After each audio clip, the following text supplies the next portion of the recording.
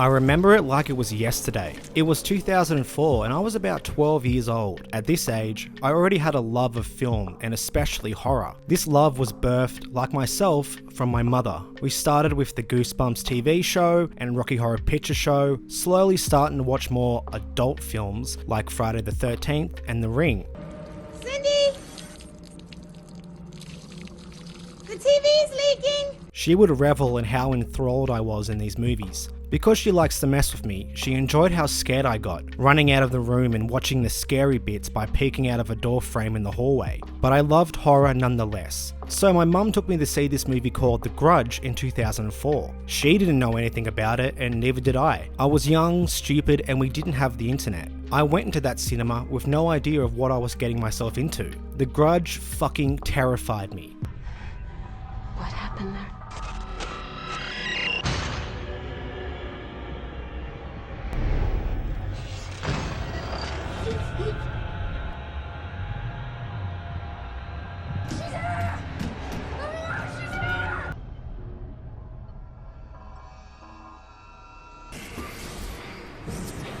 I had never been so scared in my entire life, and I haven't been since. I couldn't run to the hallway during the scary bits this time, so like the brave 12-year-old I was, I hid under my mother's arm. This movie got under my skin. Kayako was terrifying, her long black hair covering her face, and the croaking sound she made shook me to my core. I'd seen hockey mask murderers and guys with knives for fingers, but for some reason, she was scarier than any of them. She haunted me. What made her so horrifying was that she was inescapable. As soon as anyone entered that house, they were doomed. And the victims weren't brutally murdered like I had seen in countless other films. No, they were just taken away from this world. There was no blood anywhere or signs of a struggle. There was nothing. The victims were a living, breathing thing one second and gone the next, as though they had never existed. The idea that Kayako could get me from under my bed sheets and take me away was something that also stuck with me. There was no solution or escape. Once you step foot in that house, your fate is sealed. Scared beyond belief, I watched the movie from under my mother's arm, completely captivated, terrified, and loving every minute of it. After the credits rolled, I loved horror on a completely different level, and it started what is now my horror genre addiction, and The Grudge solidified itself as my favourite horror franchise ever. I love all of them, both the Japanese and Western ones. Hell, I even love The Grudge 2 and 3. Both are bad, don't get it twisted, but I still love them and believe they have generally scary moments. To this day, nothing has made me feel that scared again. I may be creeping up to 30, but I still get scared after watching Ju-On or The Grudge movies. They bring the inner scared 12-year-old me to the forefront, and I love it. This jump scare in particular always scares the fuck out of me, even though I know it's coming. I think there was something else there with us.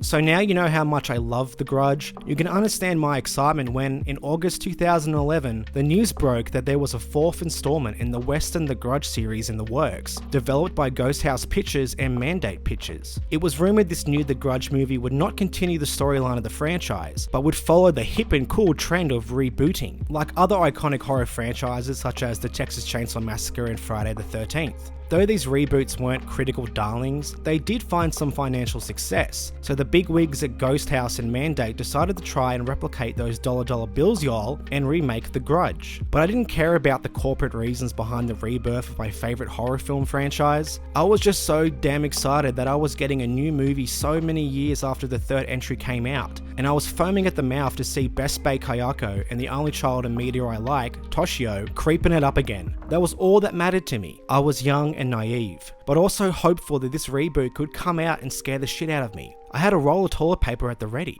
6 years later, it was announced that Nicolas Pesce would write and direct the film. Later, it was revealed the new The Grudge film would not be a remake, but a side film of sorts, taking place during the events of the original The Grudge movie. The idea interested me, and I thought it was a great way to move away from any sequel baggage the franchise had so the film could do something new and fresh. I thought it could be like the Halloween reboot, which ignored any of the movies after the original, thus rewriting the majority of the established lore and characters so that it could tell the story it wanted to tell without worrying about what came before. That movie worked, so why couldn't The Grudge? But this did raise one question in my head. How could Kayako take part in the movie if this one and the original take place at roughly the same time? Bit of foreshadowing here, but I would not be happy with the answer to that question. The choice of director just exacerbated my excitement. You may not recognize his name, but Pesci is responsible for some great movies. He wrote and directed The Eyes of My Mother, which is a horror movie I haven't seen but I've heard nothing but amazing things about, especially from my script editor Cassie, who will occasionally remind me to watch the movie since I own it. He also wrote and directed Piercing, which I have seen and really enjoy despite some pacing and character issues. I heard Pesci adored the Japanese films just as much as I did, so this, combined with his film catalogue, had me sold on him and my excitement for the movie skyrocketed. I needed to see this movie, and I would have sold myself to anybody and done unspeakable things just to watch this movie.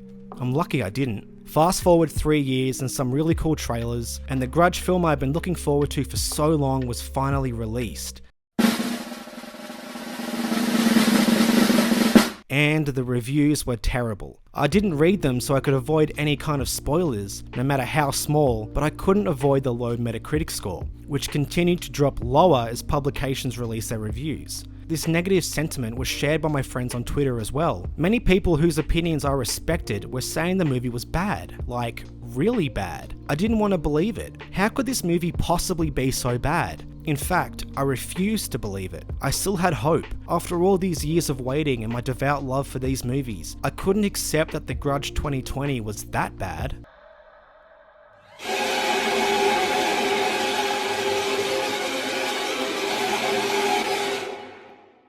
It sucks. No, it more than sucks. It is one of the worst movies I've ever seen. My opinion is influenced by my deep love for Ju-on, but I hadn't felt this depressed watching a movie since Batman v Superman. Why did you say that name? The Grudge 2020 has a boring story and boring characters. It barely qualifies as a Grudge film, but when it tries its best to impersonate one, it changes and butchers fundamental parts of the franchise without any care. And instead of being actually scary by creating terror through clever writing, The Grudge 2020 is plagued with jump scares that are so pathetic, someone with Parkinson's wouldn't flinch. I was heartbroken as the credits rolled. At the time, I had nothing to say. This was my favourite franchise. I had a personal connection to it. The moment I shared with my mother in 2004 is one that I will remember for the rest of my life. That is how much I love this series. And I feel like this movie shat all over my memories. I wanted to make a video about it, but for the longest time, I couldn't put into words how I felt.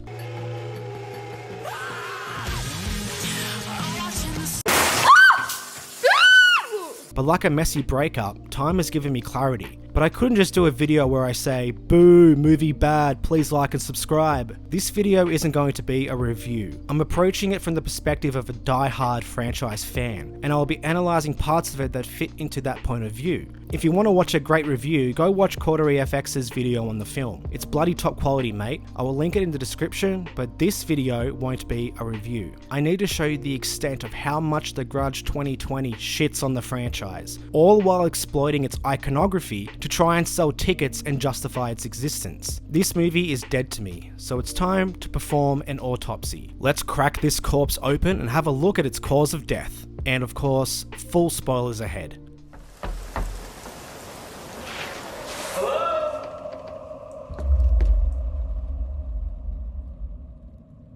Anybody home?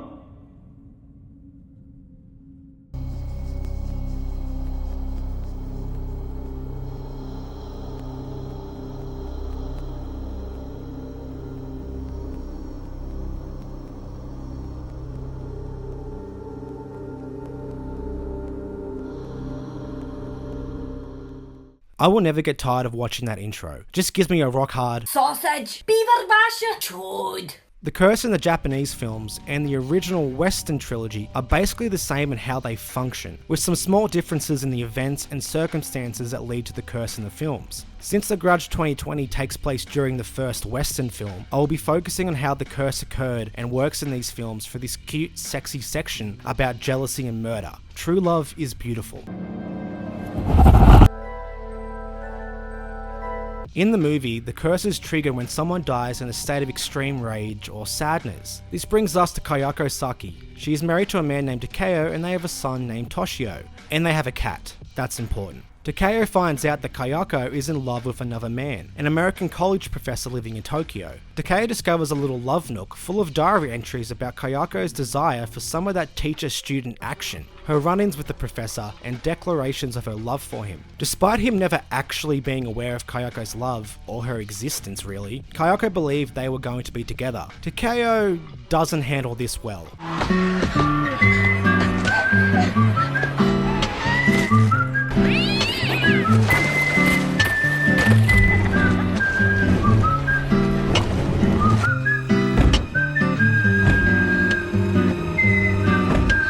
Since Kayako and Toshio died in a state of rage or sadness, their spirits are unable to cross over to the other side. Kayako and Toshio now inhabit the place of their death, and anyone who enters the home becomes cursed. The cursed person will be haunted by Kayako and Toshio, and no matter how far this person goes, or how many obstacles they put in their way, Kayako and Toshio will always be there with them. After they've ripened the cursed person up, Kayako will finally come for them and kill them as a twisted act of revenge for her and her son's death. So pretty simple, right? Person who enters house is haunted, killed by ghosts of woman and boy who makes cat sounds. The curse is well established and pretty straightforward. So the Grudge 2020 couldn't possibly fuck it up, right? Right? Maybe we should tear our eyes out so that we can't see them anymore. The movie obviously started in Japan, and the mythology is based on the Onryo myth, which is a Japanese folklore story about a woman who is killed and she haunts the people who live in her house. And the movies have traditionally been very Japan-centric, but the cool thing about the Grudge is it's not like a localized thing. This grudge can spread anywhere and everywhere. And so much of this movie is about the fact that, yes, it's happening in Japan, but it's also happening here, and it's also probably happening in tons of other places. So while the one that you know of started in Japan, they're everywhere. And this one in particular was in fact brought from Japan. And for those fans who are wondering if they'll see Kayako, they just might. The Grudge 2020 fundamentally changed how the curse worked. In fact, it was no longer a curse. They made it operate like a virus. Now, this wasn't done just for shits and giggles. Not including Kayako, her family, or their house meant they could focus on telling a new story with a different family at a different location. But, and that is a big but, Damn, boy, he's sick! they also made this change so they could get away with including the series iconography, even though it doesn't make sense in the context of the story. More on that later. First, I'm going to explain how this curse virus works. The film does start in Japan at the famous cursed house which Kayako and Toshio inhabit. A woman runs out of the house on her phone. Apparently she's a caretaker and looks after the mother from the original Western movie. In that film, Buffy is hired by a family to look after this old woman because prior workers keep, quote, running away.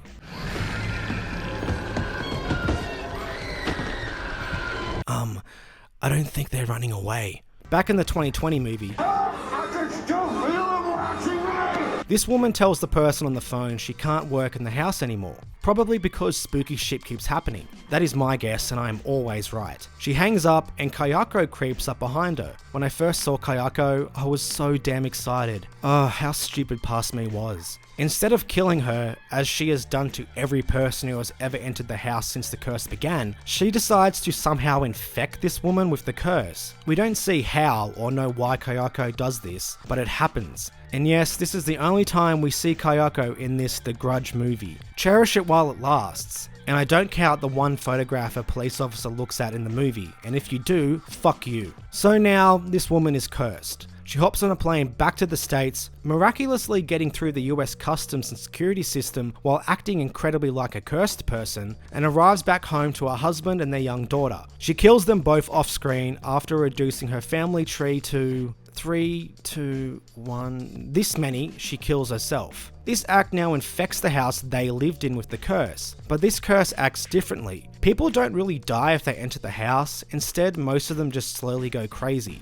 Who actually turns crazy seems to be random, though the ghost family can also choose to infect people with the same curse, just like Kayako did. Being infected with the curse virus will cause them to go back to their home and kill their family. thus creating a new curse at a new location. Again, it's like poetry, so if they rhyme. And that is a fun run through on how the curse virus works in the Grudge 2020. This curse makes absolutely no sense if thought about for even a second, and completely falls apart if we look at it through the lens of being a continuation of the franchise and it taking place at the same time as the 2004 film. Now sit back and bask in the manifestation of my fanboy obsession with the Ju-On and the Grudge series. I've needed to get this off my chest for over a year, and you, dear viewer, are the unlucky sap I'm going to unload it all onto. That sounded dirtier than expected, but I'm bad at segues, so it's staying in.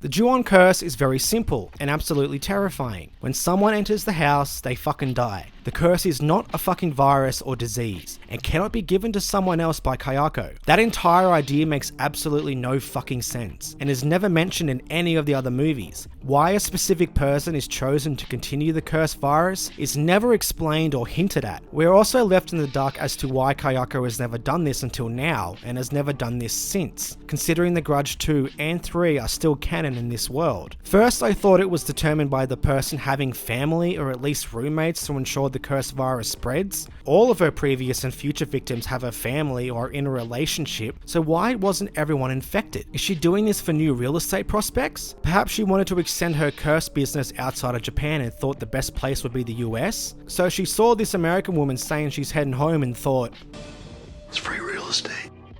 Furthermore, how does the new ghost family decide who to infect or not? Because they don't infect anyone who lives in the house, or even the vast majority that enter. The only person they infect is the real estate agent, and oh my god, could it be because the ghost knows that the best way to expand their real estate prospects would be to infect a real estate agent? This joke is dumb, but this movie is so dumb that I'm forced to make convoluted, extremely unfunny jokes just to try to make sense of the fucking curse in a Grudge movie. A series where the curse is so simple that it is fucking summarized at the start of each film. Oh, and remember that curse summary? The curse occurs because someone dies in extreme rage or sadness, but in the Grudge 2020, that isn't the case. The mother commits suicide while under the influence of the curse, so she didn't die in anger or sadness. So she was under the influence of the curse, so how the fuck is she a ghost? We also never see or hear if her family died in an emotional state like Kayako in order for them to be cursed. They probably felt confusion more than sadness or anger, because this woman comes home with her head all in the clouds and then kills them. We don't even know if the husband was awake when he died. The daughter was, as she was drowned, but we don't know whether she was aware of what was going on. Sure, you could say obviously they died in the way required since they are ghosts, but that is really brushing it off without asking appropriate questions. Toshio died in a similar way, but he was well aware that his mother was murdered and now he was going to get killed. So of course he died in a state of sadness. It just doesn't make any sense why the daughter's a ghost too,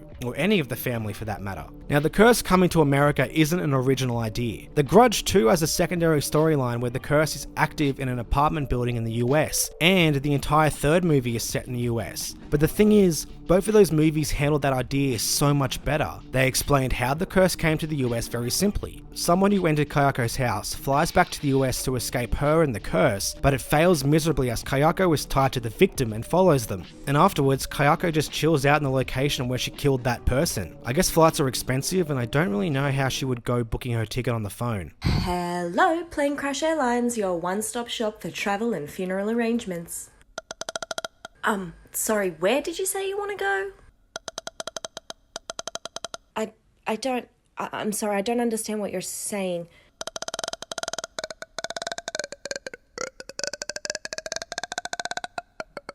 I'm so sorry, I don't know where is really. Is it somewhere in Australia? Because from what I've heard, that country doesn't even exist. It's a simple idea, but it works because it doesn't change fundamental parts of the lore, just to fit it in the story. They worked around it and, in my opinion, were successful. The Grudge 2020 tried to do the same thing, but did so in the most convoluted way just to explain why the curse is in the States. I think the reason why Pesci and the studio did this was to get away with using the series iconography without Kayako. In other words, I think Pesci really wanted to make his own movie and just took advantage of the Grudge's name to boost butts and cinema seats. And that is the thing that really pisses me off, as a longtime fan of the franchise.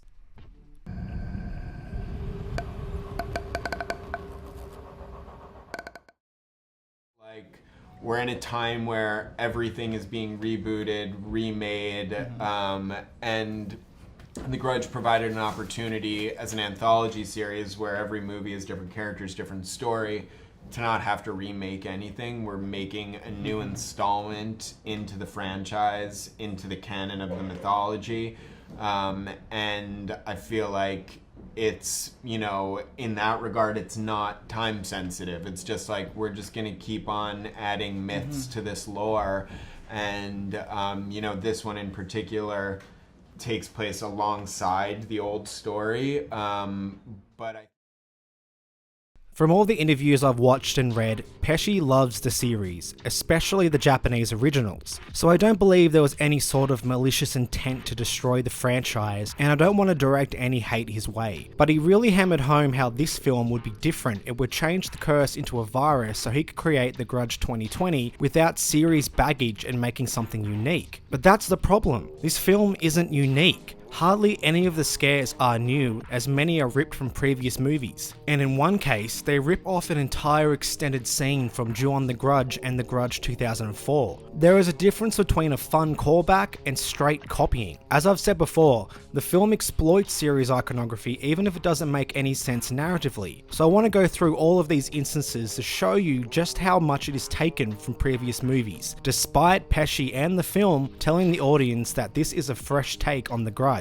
This is evident even from scene 1. The soon-to-be cursed woman leaves the house and looks at a trash bag, which begins to move as though someone is inside. After that, Kayako appears behind her in the first and only time you see her, and uses her 3 seconds of fame to infect the woman. In the Japanese originals, after Takeo murders his family and some other peeps who I will go into later, he walks past some trash bags, and they too start to move as though someone is inside. Well, it's Kayako, and after that, she kills him. Now, the usage of this scene in The Grudge 2020 is somewhat fine because it is a nice homage and involves Kayako. She does this before, so it makes sense that she would do it again. The same can't be said for the following moments I'll go into, as they do not involve her in any way. So the only possible reason they are exactly the same as previous films is because the curse virus somehow makes those it infects do spooky shit and act the exact same way as Kayako. Keep this in mind. So here we go with my list of similar scenes and things taken from other movies that are in The Grudge 2020. The real estate agent has a shower, and while washing his hair, ghost hands emerge from the back of his head. This happens to characters in both Ju-on and the Western Grudge film. Our real estate agent character is alone in the bathroom of the haunted house he's trying to sell when he notices the bathtub is full of dark water. He looks in and a hand comes out of the water and tries to drown him. The Grudge 2020 not only replicates this scene, but also has it happen to a bloody real estate agent.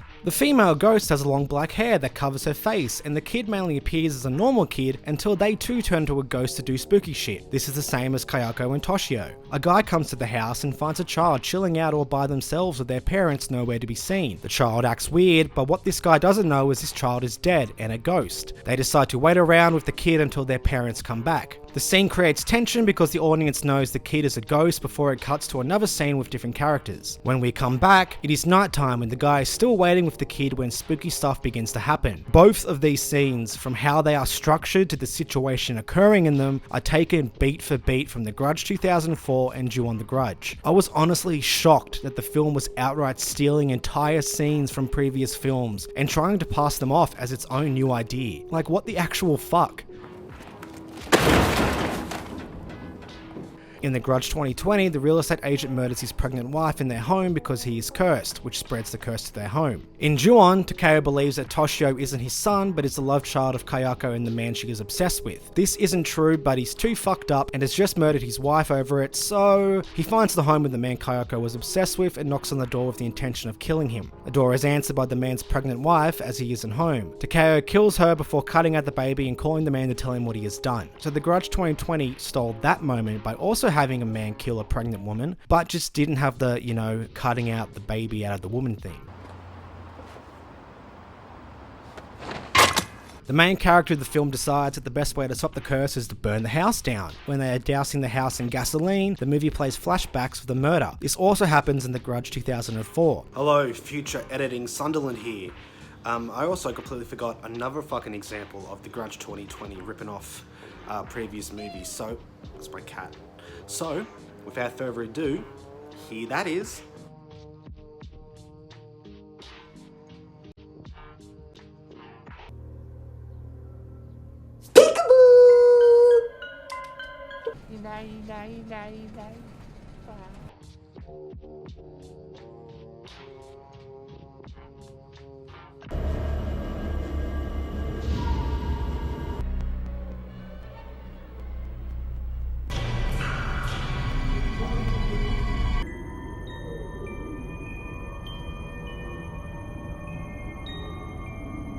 That's a waste of my time. It's a complete waste of my time. Now, this one not only really pisses me off, but is also the prime example of how the film exploits series iconography despite not using Kayako in her story. Let me go super fanboy and explain the background of Kayako's croak. Besides her look, her croak is the most iconic aspect of the Grudge and Ju-on franchises. It is basically the equivalent of Jason's hockey mask or Freddy's knives glove thing. But why does Kayako croak? Well, when Takeo was attacking her, he grabbed her head and broke her neck. This didn't kill Kayako, but it stopped her from struggling. Her broken neck fucked up her airways, so when she breathes, she makes a croaking sound.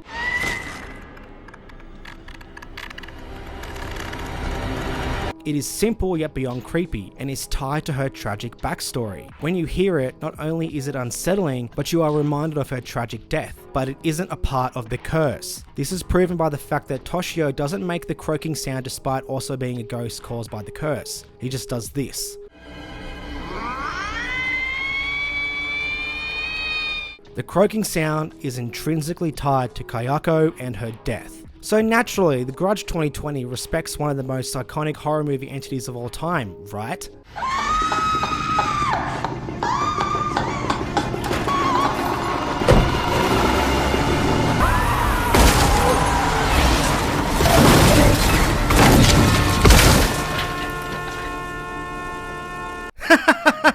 Of course not. You see, the female ghost in The Grudge 2020 also croaks.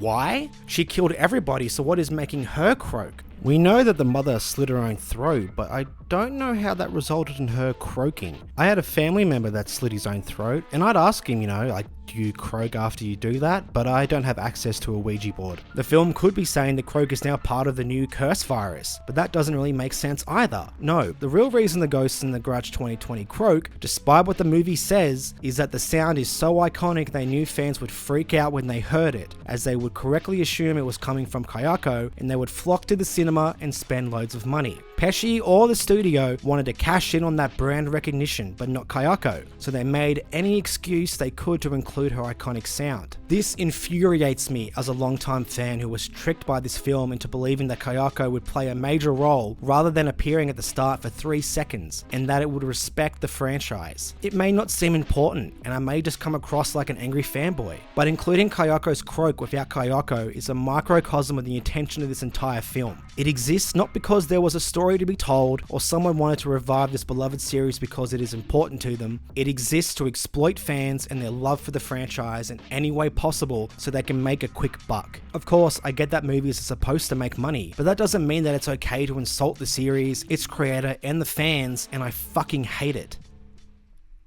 I don't like making videos like this. Film criticism on YouTube has become tied to negativity because reactionary morons make 7-hour, scene-by-scene critiques of films where anything that doesn't fit into their logic means the movie is bad. I hate that shit. People like that have no understanding of film, and I don't want myself or this video to be comparable to those apparent critics. I want to talk about what I love in horror because I love it so much, and it means so much to me. It makes me smile when I'm happy and comforts me when I'm sad. Horror is my favorite thing in the world, so I needed to make this video on The Grudge 2020. It has been on my mind for so long, so I needed to get how I feel about it off my chest so I can move the fuck on. I love Ju-on, The Grudge, everything about it, even Kayako and Toshio playing baseball against Samara.